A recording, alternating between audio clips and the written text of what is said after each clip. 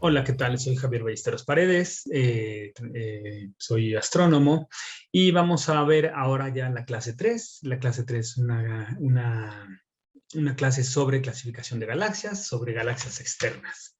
Bueno, déjenme entonces compartirles mi pantalla. Y bueno, como les digo, soy Javier Ballesteros Paredes, trabajo en el Instituto de Radioastronomía y Astrofísica de la UNAM, Campus Morelia. Mi correo está ahí en pantalla, por si alguien tiene alguna duda, algún comentario que hacer, con todo gusto lo atendemos. Bueno, la clase de hoy es sobre clasificación de galaxias y básicamente, bueno, las galaxias fueron inicialmente clasificadas por Edwin Hubble, este astrónomo estadounidense que se hizo famoso hace más o menos unos 100 años. Por sus descubrimientos sobre la expansión del universo, ¿no? Y el telescopio espacial, bueno, precisamente lleva su nombre. Esta clasificación, bueno, es una clasificación muy lógica en base a lo que se conocía en su momento. Sin embargo, bueno, tienen algunas limitaciones y es necesario modificar esta clasificación. Existen diferentes tipos de galaxias y no todas embonan esta clasificación. Y bueno, vamos a platicar también un poco del grupo local de galaxias, aunque bastante por encimita en realidad. Acuérdense que esta clase es de astronomía galáctica, es decir, de nuestra galaxia y no tanto de otras galaxias. Para eso está el curso de astronomía extragaláctica. Bueno, las galaxias externas, cuando nosotros observamos estas nebulosas espirales y nos dimos cuenta que eran objetos muy alejados, de tamaños comparables a nuestra propia galaxia, entonces nos damos cuenta que son otros objetos, no pertenecen a la nuestra, y nos damos cuenta también que tienen diferentes tamaños y diferentes formas. Aquí en esta imagen tenemos un cúmulo de galaxias que se llama Abell 2744, o Abell en inglés, finalmente era un astrónomo eh, eh, estadounidense. Y entonces, bueno, este cúmulo de galaxias él lo estudió, lo clasificó, y podemos ver aquí que tenemos muchas galaxias espirales, pero no son las únicas. Tenemos también algunas galaxias de forma más elipsoidal, ¿no? Algunas, por supuesto, espirales, muchas. Pero otras que no necesariamente son tan de disco, ¿no? Tan elipsoidales. Esta, por ejemplo, estas parecen más bien como unas galaxias elipsoidales. Por supuesto, este cúmulo de galaxias tiene también, ustedes podrán notar muchas de estas líneas azules alargaditas. Esas son lentes gravitacionales. Es decir, aquí en este cúmulo hay tanta masa que se produce el efecto de lente gravitacional, que ya verán ustedes en su curso de extragaláctica. Aquí lo vamos a platicar un poquitín por encima más adelante. Bueno, las galaxias en general, nos hemos dado cuenta que se pueden, digamos, hay muchas que están aisladas, pero hay muchas que están en grupos, y también nos hemos dado cuenta que están muy lejos, o sea, que podemos encontrar, conforme más nos alejamos, más galaxias vemos. Esta es una imagen del campo profundo de Hubble, y es una imagen que nos hizo ver que en realidad había muchas más galaxias de las que podemos realmente ver. Esta imagen fue tomada en los 90s y tiene una historia muy interesante. Déjenme platicárselas. Cuando salió el telescopio, cuando enviaron el telescopio Hubble al espacio en el 90, las primeras imágenes que tomó el telescopio fueron unas imágenes que estaban desafocadas. Entonces se dieron rápidamente cuenta que no habían revisado la distancia focal entre los espejos, de manera tal que no estaba enfocando bien. Era un telescopio que estaba orbitando, o que está orbitando, entre 400 y 800 kilómetros sobre la superficie de la Tierra, alrededor de la Tierra. Y bueno, había costado una barbaridad, algo así como $2,000 millones de aquella época. Entonces, pues era inconcebible que estuviera desafocado, ¿no? Era una muy mala noticia, porque no solamente no te permite ver bien lo que hay, sino que también todas las mediciones salen difusas, y entonces es mucho más difícil cuantificar las propiedades de los objetos que uno observa. Entonces hizo un esfuerzo grande, se volvió a enviar una misión a reparar el telescopio. se hizo cierta ciencia durante un par de años en lo que se planeó la misión para reparar el telescopio, y básicamente lo que se hizo fue, se llevó un aparato para, digamos, corregir la distancia focal, ¿no? Fue una misión costosa, fue una misión muy difícil, pero finalmente pues obtuvimos un telescopio capaz de operar y capaz de tomar buenas imágenes. Ahora, en aquel momento el director del telescopio espacial tenía, o bueno, en general los directores de grandes observatorios, y este era el caso del telescopio espacial, son gente pues con renombre, con cierto, digamos, éxito astronómico, muy capaces, y entonces se les da la prioridad, se les da el chance, digamos, como de elegir ciertos proyectos que ellos digan, yo quiero hacer esto porque esto es relevante. Y por supuesto, bueno, eso implica una gran responsabilidad, no es que uno se va a poner a ver cualquier cosa sencilla, sino que estamos hablando de mucho dinero y entonces tienes que hacer algo realmente que impacte, ¿no? Entonces, una de las opciones que tenía este telescopio era observar hasta ciertos lugares en el universo donde aparentemente no había nada. Lugares oscuros, oscuros, oscuros. Y entonces poner el telescopio a observar ahí durante mucho tiempo a ver si se detectaba algo. Esto es muy riesgoso porque capaz de que no hay nada y entonces pierdes días de observación. Es decir, las misiones, en general los telescopios, son equipos tan costosos que uno debe de aprovechar hasta el último segundo para observar. Entonces, esto era una misión riesgosa, o sea, era un proyecto riesgoso porque estás apuntando a donde no hay nada. Entonces, no sabes si vas a ver algo o no. Si no ves nada, pues confirmas que no hay nada, pero no es un resultado tan importante.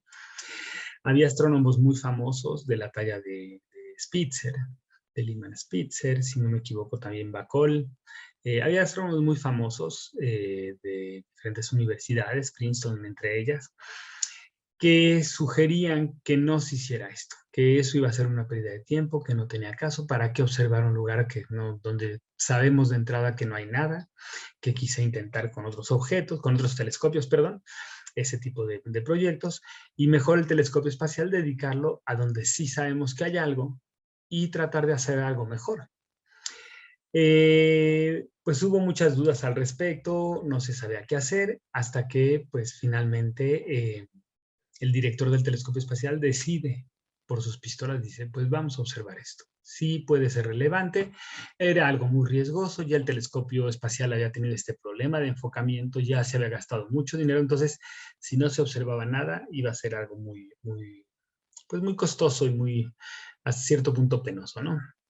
Bueno, dedicaron al telescopio espacial durante 10 días seguidos, o sea, 240 horas seguidas, a observar una de estas regiones vacías, una de estas regiones donde no había nada aparentemente, el telescopio permanentemente tomando imágenes, tomando la luz de ese lugar, la luz que pudiera llegar, capaz de que no llegaba nada, y al cabo de 10 días, oh sorpresa, lo que encuentran es esto. Es un campo lleno, lleno de galaxias. Son galaxias que están en los confines del universo, fueron los objetos, nos dimos cuenta que eran los objetos más alejados que podíamos haber visto, y claro, estaban tan lejos que pues con telescopios más pequeños, menos potentes, no se podía ver, o con telescopios en tierra, pero bueno, claramente lo que esto nos hizo fue darnos cuenta que nuestro universo está lleno de galaxias y que las galaxias se formaron desde hace muchísimo tiempo. Acuérdense que mientras más lejos están los objetos, más tiempo, más viejos son, porque más tiempo ha tardado la luz en llegarnos. La luz tiene una velocidad finita y entonces más tarda la luz en llegarnos, y eso quiere decir que necesariamente son objetos que se formaron hace mucho más tiempo, ¿no? Bueno, entonces quería darles esto, pero estamos hablando de la clasificación de galaxias, y aquí podemos ver que también hay algunas galaxias que parecen espirales, aunque quizás sus formas todavía no están del todo bien definidas. Hay unas galaxias que parecen más elipsoides, ¿no? Y hay muchas galaxias por aquí que como que no tienen una forma del todo definida. Bueno,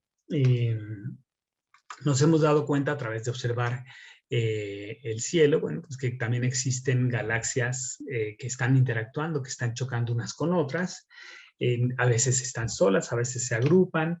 Aquí, por ejemplo, tenemos un cúmulo de galaxias y además notamos estas líneas así, que no son otra cosa sino que lentes gravitacionales. Es decir, aquí hay tanta masa que se forman estas estructuras así, pero en realidad es nomás como un efecto como de aberración, como que tenemos una lente que nos hace estas imágenes de lo que en realidad son las galaxias, ¿no? Bueno, ya platicaremos de eso más adelante. Bueno, entonces la gran pregunta es si existen patrones típicos que nos permitan clasificar a las galaxias. Bueno, resulta que sí. Lo primero que podemos notar es que existen galaxias elípticas. Esto ya es propiamente la clasificación de Hubble, como Hubble clasificó bueno, las galaxias que había visto. Y entonces nos damos cuenta que hay galaxias que están un poquitín más redonditas y hay galaxias que están un poquitín más alargadas. Entonces, Hubble decidió llamarlas tipo E por elíptico y ponerles un numerito. Y este numerito pues tendría que ver con los ejes. El eje, tenemos un eje mayor al cual le voy a llamar A y un eje menor al cual le voy a llamar B. Y entonces yo puedo medir estos dos ejes y entonces calcular esto, este número n como A menos B entre A multiplicado por 10. Y entonces eso me da números entre 1 y 10. Y entonces, bueno, pues con esta clasificación, por ejemplo, esta es una galaxia tipo E1 y esta otra es una galaxia tipo E3 porque está un poquitín más alargada. Bueno, hay que notar que estos ejes A y B que yo veo en el plano del cielo no necesariamente son los ejes intrínsecos de la galaxia. Puedo tener una galaxia elíptica, pero con una orientación adecuada, pues podría verla incluso como una esfera, como una cosa redondita. Entonces, la elipticidad en realidad es una elipticidad aparente, no es una elipticidad intrínseca del objeto. Un dato interesante es que no existen galaxias más alargadas que E7. De las elípticas no existen. Todas las galaxias elípticas son E7 o menos. Entonces, es un dato interesante que hay que tener en cuenta para más adelante. Por otro lado están las galaxias espirales. Son como los dos grandes grupos de galaxias. Entonces, dentro de estas galaxias espirales, bueno, tenemos también como diferentes formas. Tenemos, por ejemplo, galaxias donde los brazos están un poquitín más apretaditos. Tenemos las galaxias donde están un poco menos apretados o incluso menos aún. Y además, otra cosa interesante de esto es que las que tienen los brazos más apretaditos tienen un bulbo, una parte central, mucho más grande comparada con el disco. Mientras que las que están más desenrolladitas tienen un bulbito más pequeñito o incluso más pequeño. Entonces, esto también lo notó Hubble y decidió clasificarlas entonces como SA, SB y SC, dependiendo de lo enrollado de los brazos y de la prominencia de esta parte central, del bulbo central. Bueno, en realidad, bueno, sabemos que estos bulbos en general son bulbos muy estelares, son regiones donde hay muchas estrellas y hay relativamente menos gas, mientras que el disco es un disco que en efecto tiene estrellas, pero también tiene suficiente gas, tiene mucho gas y entonces ahí incluso se están formando estrellas. Aparte de estas galaxias normales, o que les llamamos normales, existen también las galaxias barradas, es decir, que presentan una estructura alargada en el centro. Entonces, por ejemplo, aquí tenemos una galaxia con un bulbo grandecito, pero fíjense cómo está esta parte, así como de una barrita, una estructura alargadita. Acá también tenemos una estructura alargada en esta dirección y en esta otra galaxia también tenemos una estructura alargada. Entonces, dependiendo también de qué tan enrollados están los brazos y qué tan grande es el bulbo, se les llama también SA, SB o SC, pero se les pone una B mayúscula, B de burro, B labial, E mayúscula, para indicar que esa galaxia tiene barra. Entonces, esta es una SBA, SBB y SBC. Fíjense cómo el bulbito es muy pequeñito y los brazos están bastante más desenrollados. Bueno, entonces estas galaxias, las barradas y las no barradas, curiosamente no hay una preferencia de cuáles se forman más, cuáles existen más. Más o menos el 50% de las galaxias espirales no tienen barra y el otro 50% tienen barra. Y repito, las SA tienen un bulbo prominente y brazos muy enredados. Las SBs tienen un bulbo más chiquito y los brazos están menos enrollados. Y finalmente las SCs tienen un bulbo pequeño y sus brazos están muy desenvueltos, digamos, y de hecho, además son más brumosos, comparativamente con los SA, que los brazos son suavecitos. Bueno, bueno, eso es un poquito lo que les he dicho, ¿no? Las SEs, de SA a SC, sean barradas o no, estamos hablando de que los brazos se van desenredando, son más suaves, o digo, son menos suaves, y el bulbo cada vez es menos prominente. Bueno, existen también unas galaxias que como que no embonan en estas dos, o están como en medio de estas dos. O sea, sí tienen gas, pero su disquito es como muy tenue, tienen un bulbo como demasiado grande. A estas galaxias se les llama lenticulares. Entonces tienen una parte, un bulbo estelar muy grande, muy prominente, comparativamente con el disco de gas. Estas son las galaxias lenticulares porque en su momento pues, parecían como lentes de ver, ¿no? O sea, son estructuras así como alargaditas, pero no propiamente elipses. Bueno, en estas, digamos, en estas galaxias tenemos un bulbo similar parecido a los que hay en las espirales, pero es muy grande, ¿no? Y entonces Hubble las colocó simplemente como un caso intermedio entre las galaxias espirales y las galaxias elípticas. Un dato curioso es que en promedio estas galaxias son bastante menos brillantes o bastante más débiles que las galaxias SA. ¿Por qué es esto? No se sabe, pero así es. Bueno, entonces esquemáticamente la clasificación de Hubble es esta de aquí. Tenemos las galaxias elípticas, E0, E3, E5, E7, ¿no? De E0 a E7, un continuo de números. Luego están las S0s, que son redonditos su bulbo y tienen un disquito pequeñito. Y luego finalmente están las SAs, SBs, SCs. Fíjense, acá de hecho tenemos una imagen pequeñita de una galaxia S0. Esta de aquí. Y esta es la que, digamos, esta es la formita que se identificaba con lentes y por eso le llamó lenticulares. Entonces las de abajo tienen barra, las de arriba no tienen barra. Los brazos están desenrollados o están más enrollados. Aquí los brazos desenrollados además están como que se ven más claramente. Aquí están como más difusos en este disco. Bueno, entonces en esta secuencia de Hubble, lo importante es que el bulbo, o más bien la componente esferoidal cada vez es menos importante. Ya, digamos, las elípticas tienen una componente esferoidal que es lo que domina definitivamente, y luego hacia las SAs, SBs y SCs, la componente esferoidal va siendo cada vez menos importante. Incluso las S0 pues todavía es menos importante que las E7, ¿no? Cada vez más estrellas jóvenes y medio interestelar hay en estas. Es decir, estas galaxias, perdón, tienen mucho gas y en ese gas se forman estrellas. Ahora, estas de aquí tienen, digamos, menos medio interestelar que estas de acá. Estas de acá tienen menos formación estelar que estas de acá. Estas galaxias en general tienen más formación estelar y a la vez son más azules. Hubble interpretó esta secuencia. La interpretó como una secuencia evolutiva. Pensaba que las galaxias primero eran así y por alguna razón iban evolucionando hacia acá o hacia acá. Pensó la evolución de acá para acá y entonces a estas galaxias elípticas les llamo tempranas y a estas galaxias de acá les llamo tardías, a las espirales. Esto es un error, sabemos hoy día que no es una clasificación adecuada, que de hecho muchas de las elípticas acaban siendo elípticas después de haber sido espirales que chocaron, que colisionaron, que absorbieron otras galaxias de la vecindad y entonces lo que queda al final es una componente esferoidal.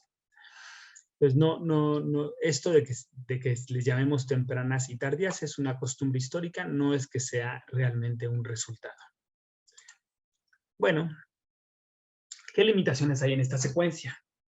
Bueno, una de las limitaciones es que no todos los objetos encajan, ¿no? Hay muchos objetos que no encajan. Por ejemplo, pues podemos darnos cuenta que hay objetos que tienen anillos, ¿no? Y en ningún momento de la clasificación se habló de anillos, ¿no? Entonces, por ejemplo, estas SAs, pues claramente tienen un anillo más o menos prominente. Esta es una SB, también tiene como una componente de anillo, ¿no? puede ser más adentro o más afuera, y esta es una SB sin anillo y esta es con anillo, ¿no? Entonces, digamos, de entrada, esta clasificación no describe anillos. No es lo único, ¿no? Pero digamos, uno en principio podría clasificar galaxias, digamos, de una manera como más suave, más continua, donde tenemos las espirales con anillo, espirales barradas con anillo. Acá tenemos, de este lado tenemos galaxias que siempre tienen anillo y de este lado tenemos galaxias que nunca tienen anillo, ¿no? Entonces, y las podríamos clasificar de acuerdo a la prominencia de este anillo, ¿no? Bueno, entonces, bueno, en aquel momento, digamos, Hubble pues tenía ciertos sesgos, sus telescopios eran más limitados. Entonces, esta secuencia está limitada solamente a galaxias muy masivas que eran muy brillantes y entonces se podían detectar en aquella época. No se habían detectado las galaxias enanas compactas azules, no se habían detectado las galaxias enanas esferoidales. Estas fueron objetos que se fueron incorporando posteriormente. Luego, otro problema de esta clasificación es que los parámetros que describen, digamos, esta clasificación SASB-SC no son parámetros tan fáciles de cuantificar. Entonces, a veces tenemos, por ejemplo, un bulbo prominente, pero unos brazos también prominentes, y entonces, ¿qué haces? ¿La pones como SA o como SB? ¿O qué haces? No es inmediato, ¿no? Y lo que encontramos hoy día es que en realidad hay un continuo de galaxias, desde no barradas hasta barradas, que tienen pues, diferentes características y que a veces las SB se nos confunden con las SCs, con las SSAs, etcétera, ¿no? Y como ya mencionamos, no se toman en cuenta ciertos efectos estructurales como los anillos. Bueno, aquí hay, por ejemplo, 3 ejemplos de objetos raros. Está el objeto de Hwag, es una galaxia que en su parte central parece una galaxia esferoidal, pero alrededor tiene un anillo de polvo y gas que forma estrellas. Este es de los pocos objetos, hay 2 o 3 objetos que se ven así, no son muchos. Tenemos la galaxia de la antena. Esta galaxia es la interacción, es el resultado, al parecer, de la interacción de 2 galaxias espirales. Pero en este momento en el que estamos viendo, pues ya no queda nada de la espiral de ninguna de ellas, y lo que se ve es un conjunto irregular, ¿no? Una galaxia irregular. Tenemos este otro sistema, ESO 696, que también son 2 galaxias interactuantes. Se ve que fueron de disco, pero que ya están muy perturbadas y ya no se luce del todo bien el disco. Y vemos cómo además están estos grandes brazos muy alargados, que son consecuencia precisamente de la interacción de las galaxias. Tenemos también galaxias starburst, es decir, galaxias que están teniendo brotes de formación estelar muy intenso. M82 es un ejemplo de estos. Acuérdense que Messier hizo este catálogo de objetos para no confundirse con los cometas. Y en realidad, bueno, lo que tenemos es que Messier, digamos, el objeto 82 de este catálogo es esta galaxia que tenemos del lado izquierdo, donde hay un brote de formación estelar muy intenso que está expulsando gas en la dirección perpendicular al plano del disco. Tenemos también ARP 220. El catálogo de ARP es un catálogo de galaxias interactuantes. De hecho, 2 de las galaxias que vimos antes, la de la antena y el sistema ESO, no me acuerdo el número, también están en el catálogo de ARP. Y estas son en general galaxias irregulares, donde normalmente hay 2 galaxias o más colisionando y que están generando estructura diferente, ¿no? Tenemos también un conjunto de galaxias, ya platicaremos de estas, galaxias llamadas activas, y de estas vienen de tutti frutti, es decir, podemos tener galaxias activas espirales, galaxias activas elipsoidales, ¿no? O elípticas, perdón. La característica de las galaxias activas es que su núcleo es extremadamente brillante. La mera región compacta, la más central, puede ser tan brillante como el resto de toda la galaxia. Tenemos, por ejemplo, M87, esta galaxia elíptica, a la cual se le observó su agujero negro. Es este famoso primer agujero negro que se observó hace unos cuantos años. Y este agujero negro emite, digamos, los alrededores del agujero emiten tanta cantidad que esta galaxia pasa a ser una galaxia activa. Y entre las cosas que tiene es que además tiene chorros de gas viajando a velocidades muy rápidas, ¿no? Y aquí vemos ese chorro precisamente. En la galaxia de la derecha tenemos otra galaxia diferente. Esta es una radiogalaxia. Que en realidad le llamamos radio porque se observó en radio, pero en realidad tiene emisión de todo. Tiene emisión en óptico, tiene emisión en rayos X, entonces también podría ser una galaxia rayos X. Y es una galaxia activa que tiene su región central muy, muy activa. Tiene una cortina de polvo, tiene estos dóbulos hacia los dos lados que emiten en radiofrecuencias muy intensamente y que hablan de un gas expandiéndose a velocidades relativistas y emitiendo mucha radiación. Es un gas muy, muy caliente. Entonces, bueno, lo que podemos concluir, digamos, de esta clase breve es que la clasificación de galaxias, bueno, siempre es útil tratar de ubicarnos de qué tipo de galaxia estamos hablando y tratar de entender a qué se debe esta clasificación, ¿no? Si hay elementos dinámicos, evolutivos, que nos puedan hacer pensar que que las galaxias se forman de un lugar a otro, ¿no? Que van evolucionando, o si son objetos completamente independientes con historias diferentes. Pero digamos, la mera clasificación puede ser muy útil, puede ser importante, aunque no deja de ser algo subjetiva y la dificultad, digamos, de estas clasificaciones es que no necesariamente los parámetros correlacionan entre sí, es decir, nosotros definimos de una manera, pero luego siempre nos encontramos un objeto pues, que nomás no cumple y luego empiezan a aparecer más objetos que nomás no cumplen con estas reglas que definimos previamente. Entonces, son digamos, los gajes de las clasificaciones en general y por supuesto que la clasificación de galaxias no está exenta de esto. Bueno, aquí dejamos, esta es una clase muy sencilla, muy rápida, dejamos la clasificación de galaxias y ya la semana que entra vamos a empezar un poquitín más en el estudio propiamente de nuestra galaxia, ¿no? de lo que es propiamente la astronomía galáctica. Bueno, mil gracias.